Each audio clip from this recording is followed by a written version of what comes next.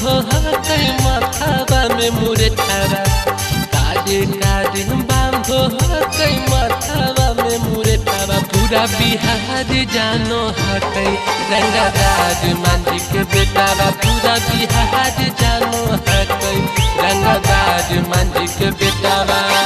काजे काजे बांधो हकै माथावा में मुरेठावा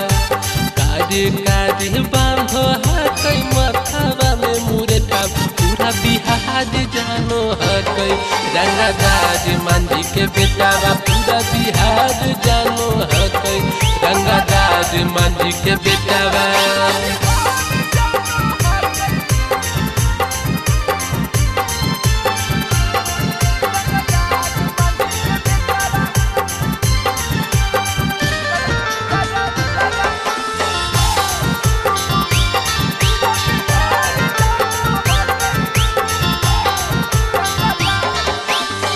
कमर में खुशी घूमो हकै पिसा टलावा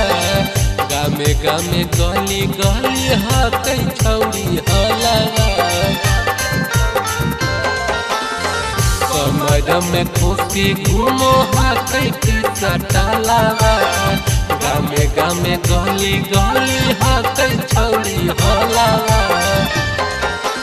बड़ा बड़ा नेता लोग से करो हकै भेटावा बड़ा बड़ा नेता लोग से करो हकै भेटावा पूरा बिहार जानो हकै रंगदार मांझी के बेटावा पूरा बिहार जानो हकै रंगदार मांझी के बेटावा